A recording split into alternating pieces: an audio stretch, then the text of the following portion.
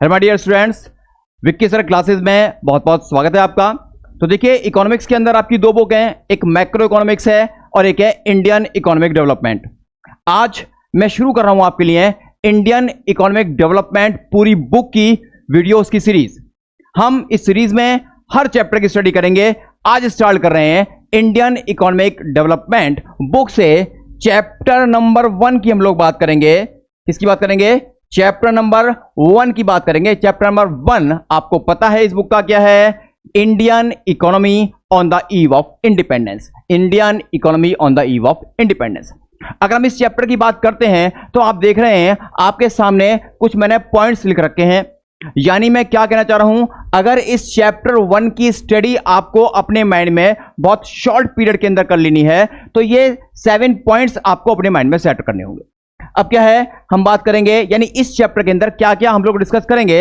हम इंट्रोडक्शन की बात करेंगे, हम एग्रीकल्चर सेक्टर की बात करेंगे, हम इंडस्ट्रियल सेक्टर की बात करेंगे, हम फॉरेन ट्रेड की बात करेंगे, हम डेमोग्राफिक कंडीशन की बात करेंगे, हम ऑक्यूपेशनल स्ट्रक्चर की बात करेंगे और हम इंफ्रास्ट्रक्चर की बात करेंगे।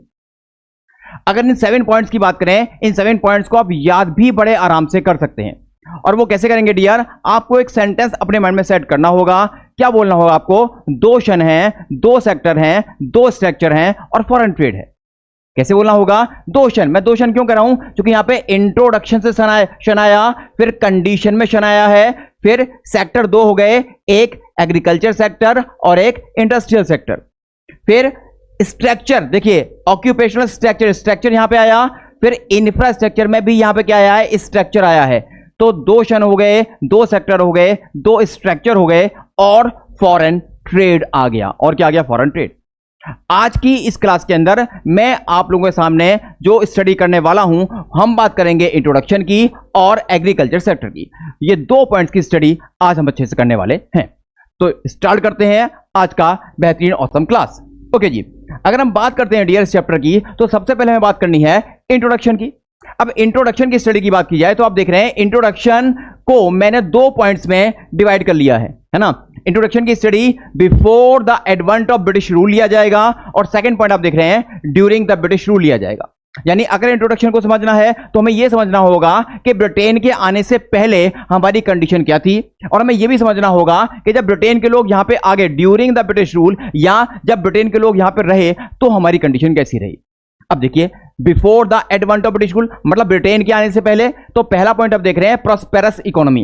अब आप देख रहे हैं प्रॉस्पेरस इकोनॉमी, तो इस प्रॉस्पेरस वर्ड का मतलब क्या है? हम कह रहे हैं प्रॉस्पेरस इकोनॉमी। तो प्रॉस्पेरस वर्ड का जो मीनिंग है डियर आपको क्लियर हो रहा होगा। प्रॉस्पेरस मीन्स क्या? हम बहुत धनी देश थे। और हम धनी देश क्यों थे? हमारे पास बहुत पैसा था। हमारे पास पैसा क्यों था? क्योंकि हम मैक्सिमम गुड्स का एक्सपोर्ट कर रहे थे, इंपोर्ट बहुत ही कम गुड्स का कर रहे थे। यानी हमारे पास प्रीशियस फॉरेन एक्सचेंज आ रहा था और वो सरप्लस था। तो पहला पॉइंट क्या आ गया? Prosperous economy. इकोनॉमी का मतलब क्या होता है? कंट्री। यानी प्रॉस्पेरस कंट्री, जब मैं कह रहा हूं इकोनॉमी मतलब प्रॉस्पेरस कंट्री। हमारा देश बहुत धनी था क्योंकि हम गुड्स एंड सर्विसेज का एक्सपोर्ट ज्यादा कर रहे थे, इंपोर्ट कम कर रहे थे। सेकंड पॉइंट आप देख रहे हैं एग्रेरियन। एक वर्ड आया है एग्रेरियन इकोनॉमी। अब इकोनॉमी तो वही हो गया कंट्री, हम करें एग्रेरियन इकोनॉमी माने एग्रेरियन का मतलब क्या होता है? एग्रीकल्चर। यानी मैं कहना चाह रहा हूं एग्रीकल्चर कंट्री, हमारा देश एग्रीकल्चर कंट्री था। इसका मतलब क्या है? इसका मतलब यह है कि यहां पे रहने वाले मैक्सिमम पर्संस एग्रीकल्चर के काम में लगे हुए थे। अगर भारत में 100 लोग रह रहे हैं तो उसमें से 85% यानी 85 लोग, अगर भारत में 100 लोग हैं तो 85 लोग एग्रीकल्चर में काम कर रहे हैं। क्योंकि बहुत ज्यादा लोग एग्रीकल्चर में काम कर रहे हैं तो हम क्या बोलेंगे कि हमारा देश एग्रीकल्चर कंट्री है। और एग्रीकल्चर का एक सिनोनिम क्या आ गया? एग्रेरियन। तो हम क्या बोल देंगे? हमारी इकोनॉमी एग्रेरियन इकोनॉमी है। फिर आप देख रहे हैं well known for its handicraft. Well known माने जाना पहचाना गया हमारे देश को। किसके लिए? For its handicraft. अब हैंडीक्राफ्ट वर्ड जो आप देख रहे हैं हैंडीक्राफ्ट इंडस्ट्रीज, यानी हम उन इंडस्ट्रीज की बात कर रहे हैं जहां पर मशीनों से कोई काम नहीं हो रहा, काम हाथों से हो रहा है, हैंडमेड गुड से हो रहा है, हैंड से हो रहा है ना। तो क्या क्या? हैंडीक्राफ्ट इंडस्ट्रीज, यानी वो इंडस्ट्रीज जहां पर हाथों से सामान बनाया जाता है। तो ब्रिटिश के आने से पहले हमारी जो इंडस्ट्रीज थी वो हैंडीक्राफ्ट इंडस्ट्रीज के लिए जानी जाती थी, क्योंकि उनका सामान, उनके गुड्स बहुत बाहर देशों को एक्सपोर्ट किए जा रहे थे। तो 3 पॉइंट हो गए, prosperous economy, second agrarian economy, और लास्ट क्या गया, well known for its handicraft industry. वहीं अगर हम बात करते हैं ड्यूरिंग द ब्रिटिश रूल, हम बात करें ड्यूरिंग द ब्रिटिश रूल क्या कंडीशन रही ड्यूरिंग द ब्रिटिश रूल। तो देखिए, अगर हम ड्यूरिंग द ब्रिटिश रूल की बात करते हैं तो सबसे पहले आप एक वर्ड यहां पे देख रहे हैं, और वो वर्ड क्या देख रहे हैं आप, स्टैग्नेशन। क्या देख रहे हैं, स्टैग्नेशन। मतलब जैसे ही ब्रिटेन के लोग हमारे इंडिया में आ गए तो हमारे हर चीज में, चाहे वो एग्रीकल्चर सेक्टर हो, चाहे वो इंडस्ट्रियल सेक्टर हो, सब में स्टैग्नेशन आ गया। स्टैग्नेशन का मतलब क्या है कि कोई ग्रोथ नहीं हो रही थी। अब ये मेनली जो स्टैग्नेशन आया है, इसका रीजन आप देख सकते हैं, क्योंकि जो ब्रिटेन की पॉलिसी थी वो क्या थी, प्रोटेक्शन एंड प्रमोशन। ब्रिटेन के लोग प्रोटेक्ट कर रहे थे किसको, अपने इकोनॉमिक इंटरेस्ट को। प्रमोट किसको कर रहे थे, अपने इकोनॉमिक इंटरेस्ट को।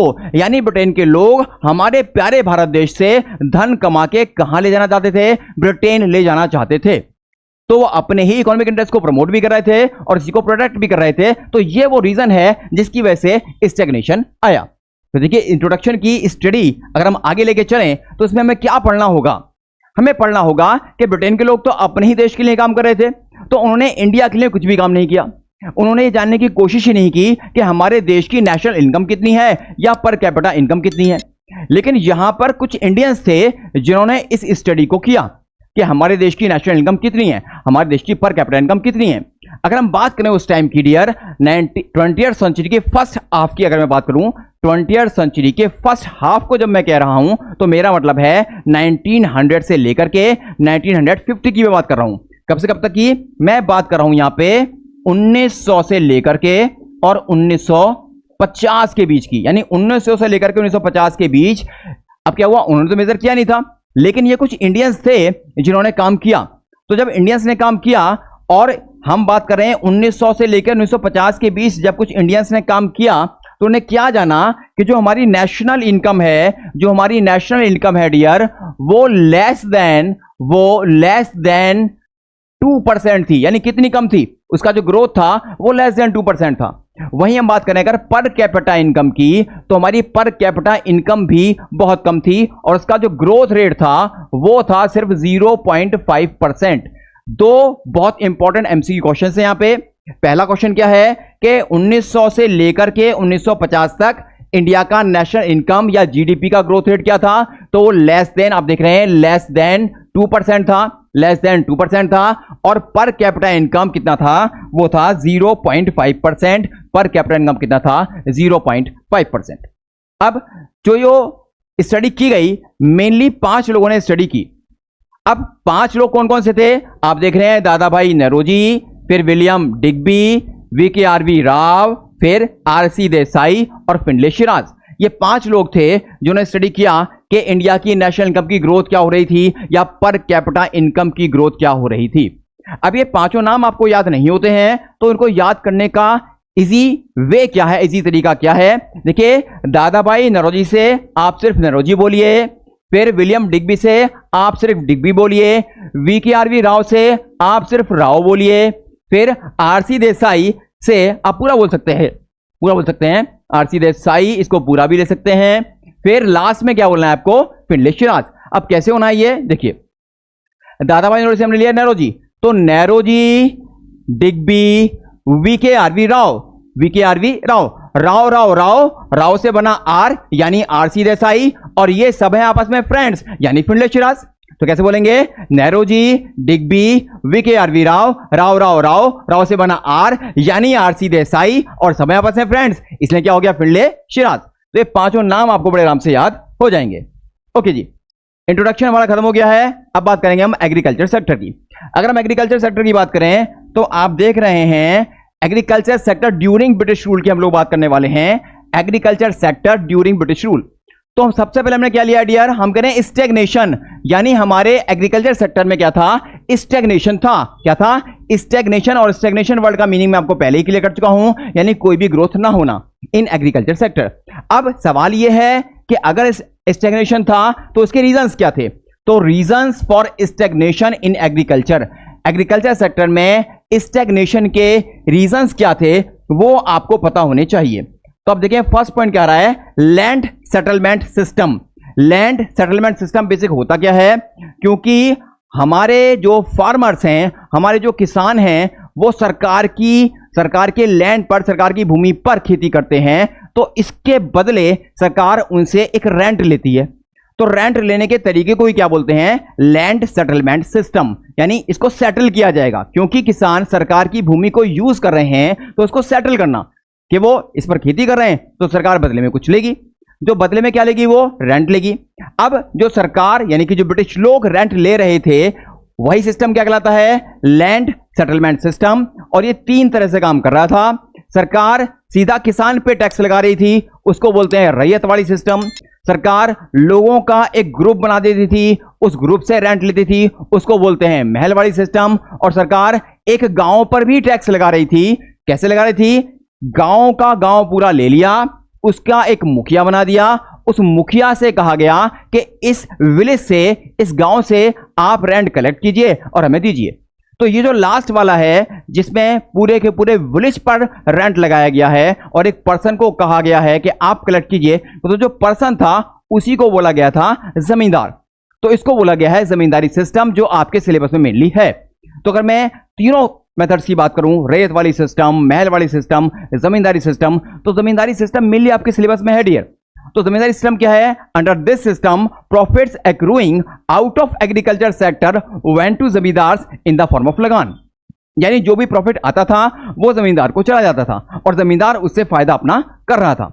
बट इससे हुआ क्या डियर, इसका लॉस ये हुआ, जो किसान थे, जो पीसेंट थे, उनका बहुत शोषण हुआ, उनका बहुत एक्सप्लॉयटेशन हुआ, क्योंकि जो जमींदार था वो फार्मर से रेंट ज्यादा लेता था और सरकार को रेंट कम देता था। तो इसका पूरा जो हमारा फार्मर फैमिली थी, उसका क्या हुआ है, एक्सप्लॉयटेशन। वहीं आप सेकंड पॉइंट देख रहे हैं, क्या देख रहे हैं, commercialisation of agriculture. Commercialisation of agriculture. अब कमर्शियलाइजेशन ऑफ एग्रीकल्चर का मतलब क्या है, देखिए ब्रिटेन के आने से पहले इंडिया के अंदर सब्सिस्टेंस फार्मिंग की जाती थी, यानी खेती किसान करते थे, लेकिन वो उतना ही खेती करते थे, उतनी ही अनाज की खेती करते थे जितना उनके घर में कंज्यूम किया जाना था। मान लीजिए एक फैमिली है, मोहन की फैमिली, और उस मोहन की फैमिली का घर की रिक्वायरमेंट कितना है, 500 किलो अनाज है। तो मोहन की फैमिली 500 किलो अनाज का ही प्रोडक्शन करेगी, ज्यादा प्रोडक्शन नहीं करेगी। लेकिन ये किस में होता था, सब्सिस्टेंस फार्मिंग के अंदर। लेकिन हम कह रहे हैं, अब क्या करें हम, जो एग्रीकल्चर है वो कैसा हो गया है, कमर्शियलाइजेशन हो गया है। उसका क्या हो गया डियर, कमर्शियलाइजेशन हो गया है। अब इस वर्ड को समझिए, कमर्शियलाइजेशन का मतलब कहते हैं, कॉमर्स का मतलब, आप कॉमर्स के स्टूडेंट हैं डियर, तो कॉमर्स का मतलब क्या होता है, सेल परचेज करना। तो हम कह रहे हैं कमर्शियलाइजेशन, यानी एग्रीकल्चर का कमर्शियलाइजेशन। अब मैं कह रहा हूं जब एग्रीकल्चर का कमर्शियलाइजेशन, यानी एग्रीकल्चर में हम करते क्या है, क्रॉप्स प्रोड्यूस करते हैं, तो क्रॉप्स का सेल परचेज, तो क्रॉप्स का सेल परचेज ही क्या कहलाता है, कमर्शियलाइजेशन। अब आप इसको कैसे लिखेंगे भाई, पहले क्या होता था हमारे यहाँ पे, सब्सिस्टेंस फार्मिंग हो रही थी, अपने घर के लिए ही खेती की जा रही थी, कंजम्पशन के लिए खेती की जा रही थी। लेकिन अब क्या कर रहे हैं, अब सेल के लिए खेती करना। तो देखिए इसकी डेफिनेशन कितनी इजी है, बड़े आराम से आपको याद हो जाएगी। हम कैसे कर रहे हैं, कमर्शियलाइजेशन ऑफ एग्रीकल्चर को कैसे डिफाइन करेंगे, हम कहेंगे commercialisation of agriculture means production of crops, crops का प्रोडक्शन करना, production of crops for sale in the market rather than self consumption. अपने कंजम्पशन के लिए क्रॉप्स का प्रोडक्शन नहीं करना है, बल्कि उनको सेल करने के लिए करना है। तो कैसा हो गया, कमर्शियलाइजेशन। देखिए ये तो आप डेफिनेशन बना रहे हैं कि commercialisation of agriculture means, main बात याद कहां से करनी है आपको, production of crops. Production of crops किसके लिए, for sale in the market rather than self consumption. Self consumption के लिए नहीं, हमें क्रॉप्स का प्रोडक्शन करना है किसके लिए, सेल करने के लिए, सेल्फ कंजम्पशन के लिए नहीं करना है, बल्कि मार्केट में सेल करने के लिए करना है। तो बिल्कुल सिंपल है, commercialization of agriculture means production of crops for sale in the market rather than self consumption. Okay ji, फिर बात क्या आई, during the British rule farmers were give higher price for producing cash crops. अब cash crops का मतलब क्या है, वो क्रॉप्स जो मार्केट में सेल की जाएंगी। कैश क्रॉप्स कौन सी होती हैं, हम शुगर केन की बात करें, रबर की बात करें, ये क्रॉप्स कैसी हैं डियर, कैश क्रॉप्स हैं, क्योंकि इनको मार्केट में सेल किया जाता है। अब during the British rule in cash crops का प्राइस सरकार किसान को ज्यादा देती थी।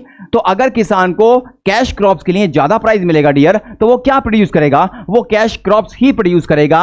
और क्योंकि किसान कैश क्रॉप्स ही प्रोड्यूस करने लगे, तो इसकी वजह से जो फार्मिंग है हमारा उसका क्या हो गया, जो एग्रीकल्चर है हमारा उसका क्या हो गया, कमर्शलाइजेशन। तो बिल्कुल सिंपल है, commercialisation of agriculture means production of crops for sale in the market rather than self consumption. और इसको बढ़ावा क्यों मिला, क्योंकि जो ब्रिटेन की सरकार है वो कैश क्रॉप्स के लिए ज्यादा पैसा दे रहा है, तो सभी किसान कैश क्रॉप्स का प्रोडक्शन करने लगे। ओके जी, तो हमने सेकंड पॉइंट को भी कर लिया। फिर थर्ड पॉइंट क्या आता है, लो लेवल ऑफ प्रोडक्टिविटी। जो हमारा थर्ड पॉइंट क्या रहा है dear, low level of productivity, यानी प्रोडक्टिविटी का लेवल कैसा है, लो है। अब इसका मतलब क्या है कि प्रोडक्टिविटी लो है, मतलब per unit of production land का कम है, पर यूनिट ऑफ लैंड का प्रोडक्शन क्या है, कम है। जो भी हम बात करें, एक हेक्टेयर की बात करते हैं या कुछ और यूनिट लेते हैं, तो पर हेक्टेयर ऑफ लैंड का जो प्रोडक्शन है उसको हम क्या बोलते हैं, प्रोडक्टिविटी। पर ध्यान से समझिए जरा, प्रोडक्टिविटी का मतलब क्या है, production per unit of land. Productivity का मतलब क्या है, production per unit of land. तो अगर मैं इस प्रोडक्टिविटी के प्लेस पे क्या बोलूं, production per unit of land, अब पूरा बोलिए लो level of production per unit of land. मतलब हम क्या कह रहे हैं कि हमारा जो प्रोडक्शन था एक यूनिट की लैंड से, पर यूनिट ऑफ लैंड से, वो बहुत ही लेस था। अब क्योंकि वो लेस था तो हमारा प्रोडक्शन कम था। तो ये भी एक पॉइंट दिखाता है कि हमारी एग्रीकल्चर में कोई ग्रोथ नहीं है। ओके जी, लास्ट पॉइंट आ जाता है dear, adverse effects of partition. Adverse effects of partition, आपको पता है इंडिया पाकिस्तान दो देश बन गए थे, यानी हमारे देश का पार्टीशन हो गया था, तो इसका भी एडवर्स इफेक्ट्स हुआ था। अब वो कैसे हुआ आप देख रहे हैं। अगर हम बात करें एडवर्स इफेक्ट्स ऑफ पार्टीशन की, तो पार्टीशन ऑफ द कंट्रीज की वजह से क्या हुआ, देखिए जो हाईली इरिगेटेड कहते हैं उपजाऊपन, या फर्टाइल को बोलते हैं उपजाऊ, है ना। इरिगेटेड यहां पे सिंचाई ज्यादा होती है, इरिगेटेड का मतलब क्या होता है, यहां पे सिंचाई ज्यादा होती है, और फर्टाइल का मतलब क्या है, जो उपजाऊपन है। तो highly irrigated and fertile land went to Pakistan. ये कहां चली गई थी, पाकिस्तान देश को चली गई थी। इंडिया से निकल के कहां चली गई थी, पाकिस्तान को चली गई थी। अब क्या हुआ आगे, क्या देखिए, jute producing area become a part of east Pakistan.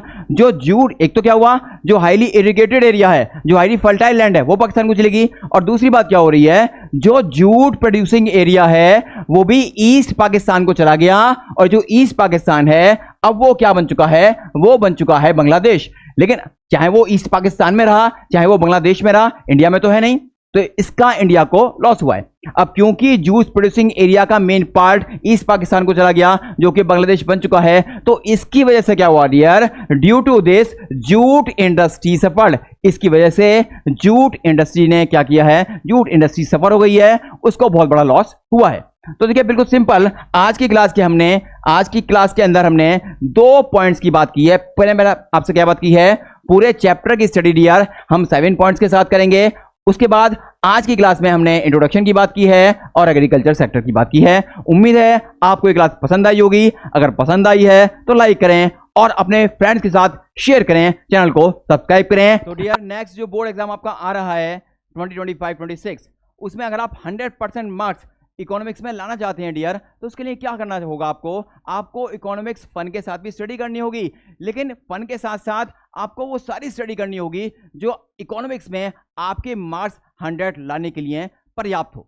तो उसके लिए आपको क्या करना होगा, उसके लिए आपको करना होगा हमारे चैनल को सब्सक्राइब और हमारी ऑसम वीडियोस देखना होगा। तो आपको सिर्फ इतना ही करना है डियर, चैनल को सब्सक्राइब कीजिए, वीडियोस को लाइक कीजिए और इकोनॉमिक्स का फन के साथ स्टडी कीजिए। मिलते हैं नेक्स्ट क्लास के अंदर, तब तक के लिए टेक केयर, बाय बाय।